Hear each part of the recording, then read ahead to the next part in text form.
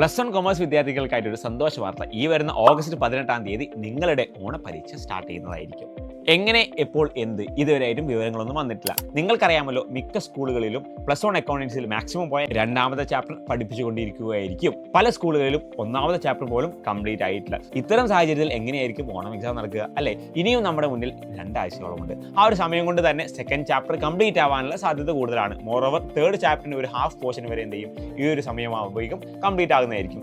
Business ആവട്ടെ, economics ആവട്ടെ, computer application ആവട്ടെ, ഇംഗ്ലീഷ് ആവട്ടെ, അവിടെയൊക്കെ കുറച്ചും കൂടി ഫാസ്റ്റർ ആയിട്ട് എന്ത് ചെയ്യും, നമ്മുടെ സബ്ജക്ട്സ് മൂവ് ചെയ്തിരിക്കും. കുറച്ചും കൂടി ഫാസ്റ്റ് ആയിട്ട് എന്ത് ചെയ്യും, സബ്ജക്ട്സ് മൂവ് ചെയ്യുന്നുണ്ടാകും. അതുകൊണ്ട് തന്നെ നിങ്ങളുടെ ഓണം എക്സാമിന്റെ സമയമാകുമ്പോഴേക്കും ഏവറേജ് ആയിട്ട് 3 ചാപ്റ്റേഴ്സ് കംപ്ലീറ്റ് ആയിരിക്കും.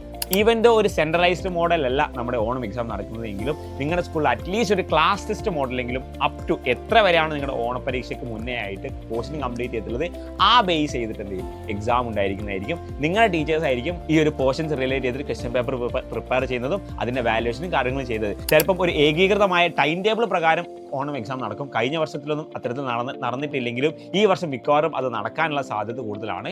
ഒരേ ക്വസ്റ്റ്യൻ പേപ്പർ വെച്ചിട്ടുള്ള എക്സാംസ് നടന്നിട്ടില്ലെങ്കിലും എല്ലാവർക്കും ഒരേ ദിവസം പ്ലസ് 1ന്റെ എക്സാംസ് നടക്കാനുള്ള സാധ്യത ഈ വർഷം കൂടുതലാണ്. അതുകൊണ്ട് തന്നെ എന്ത് ചെയ്യാം, ഇപ്പം തന്നെ നിങ്ങൾ എന്ത് ചെയ്യണം, നല്ല രീതിയിൽ പഠിച്ചു തുടങ്ങണം. നല്ല ക്ലാസ്സസ് കേൾക്കാനും നല്ല വീഡിയോസ് കാണാനും എന്തായാലും കാറ്റലിസ്റ്റിൻ്റെ ചാനൽ ഫോളോ ചെയ്യുക. നിങ്ങളുടെ ഫ്രണ്ട്സിനൊക്കെ എന്ത് ചെയ്യാം, ഷെയർ ചെയ്യുക.